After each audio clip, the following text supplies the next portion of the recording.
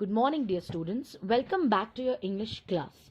Yesterday, we started poem number 5, A Legend of the Northland by Phoebe Cary from our Beehive book. We read the first 8 paragraphs of the poem, which is written in a ballad form with short paragraphs. We understood from the poem that this poem is a folklore which is told from generation after generation after generation to young children to teach them a good moral lesson.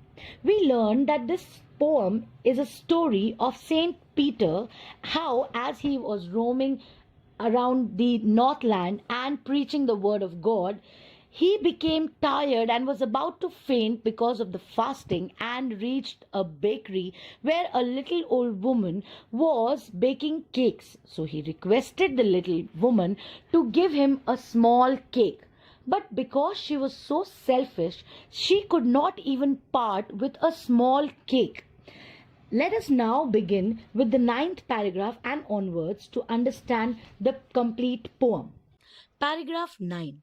Then she took a tiny scrap of dough and rolled it flat and baked it thin as a wafer, but she couldn't part with that. The woman was so greedy that she decided to take a small piece of dough and she rolled it completely flat like a thin wafer. But while she baked that, she couldn't part with that also. She was so greedy that she thought that this thin wafer also was too big to be given away in charity. Paragraph 10. For she said, my cakes that seem too small when I eat of them myself are yet too large to give away, so she put them on the shelf. Now the little woman didn't part with the wafer thin cake also. She said to herself that her cakes seemed too small when she ate them herself, but these become large when she gave them to others for free. As a result, she put all the cakes on the shelf for her own use. She didn't give any cake to Saint Peter. Paragraph 11. Then good Saint Peter grew angry, for he was hungry and faint, and surely such a woman was enough to provoke a saint. At what the little woman had done, being so greedy and not even giving a small piece of cake to the saint, it made Saint Peter angry. He was very hungry and weak due to fasting. He would have fainted being that hungry.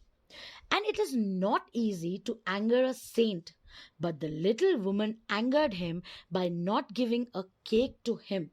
Her greediness provoked even a saint like Saint Peter. Paragraph 12. And he said, you are far too selfish to dwell in a human form, to have both food and shelter and fire to keep you warm. When the little woman didn't give Saint Peter any cake, he got very angry and he told her that she was selfish and she didn't deserve to dwell in a human form. And she had all the comfort of food, house, and even the fire to keep her warm. And still she was so greedy? That was not right. Paragraph 13. Now you shall build as the birds do, and shall get your scanty food by boring all day in the hard, dry wood. St. Peter's then cursed that the little woman shall build her own nest like the birds build. She would get her scanty food by boring the dry and hard wood all day. Because she was not ready to share, now she was punished and she would have to keep on working day and night, and only then she would get her food. Paragraph 14. Then up she went through the chimney, never speaking a word, and out of the top flew a woodpecker, for she was changed to a bird. After the granting of the curse by Saint Peter, the little woman went up the chimney of her house without speaking a word. She had been turned into a woodpecker, and that bird flew out of the chimney. Paragraph 15. She had a scarlet cap on her head, and that was left the same, but all the rest of her clothes were burned black as a coal in the flame.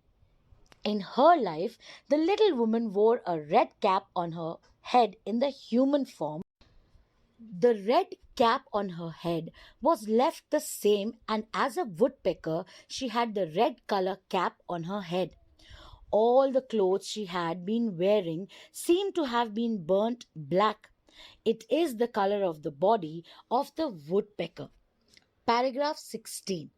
And every country schoolboy has seen her in the wood, where she lives in the trees till this very day, boring and boring for food.